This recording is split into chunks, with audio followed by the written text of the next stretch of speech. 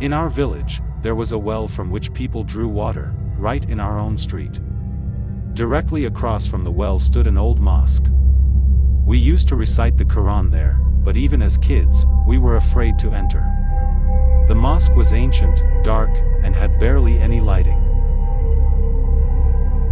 In the evenings, whether winter or summer, people avoided our street. Stories spread that every night at midnight, a witch with upside-down feet appeared at the well. They said if anyone saw her, they would suffer from fever for 10 to 12 days, and many villagers had died after witnessing her. The fear in the village was palpable. We rarely ventured out at night, and if we had to, we took long detours. One day, news arrived that the witch had slapped a relative of ours, and he had died of fright right there in the street. The terror only grew. As we grew older, the story of the witch remained unchanged, with one addition: the old house above the mosque had become infested by a massive snake. Anyone trying to repair or enter that house would be chased by it. Even I, now older and braver, avoided the house at night. One day, I gathered the courage to walk through our street at midnight. Standing near the well, I waited. But nothing appeared.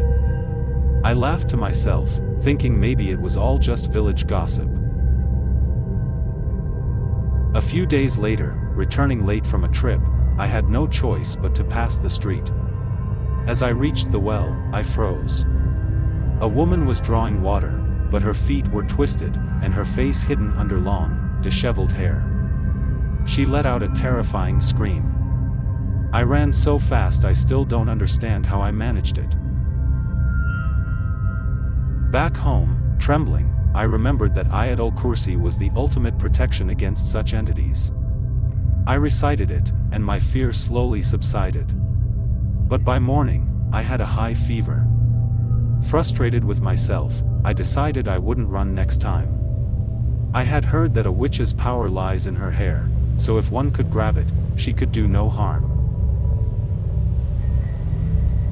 Once I recovered, I prepared myself, wearing taweez with Ayatul Kursi and Surah Al-Falaq. I waited for nightfall.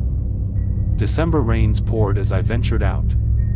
I circled the area, but saw nothing. Just as I was about to give up, I heard noises near the well.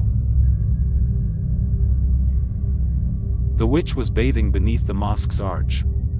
When she saw me, she charged, but I calmly recited Ayatul Kursi. She hesitated, then tried to flee. I grabbed her hair and threw her down.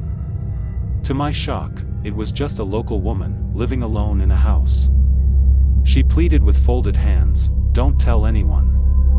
I survived by performing these rituals for the village. I let her go, promising we would talk in the morning.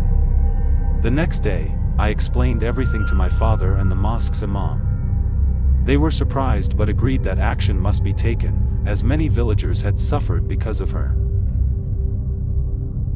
Eventually, the news spread: I had caught the witch, but the woman had fled before the authorities could take her. The story ended, but it left two important lessons. Never share sensitive information until proper action is taken. If the village had helped the lonely woman, she may never have resorted to such acts. If you enjoyed this story, don't forget to like and subscribe to the channel for more chilling tales.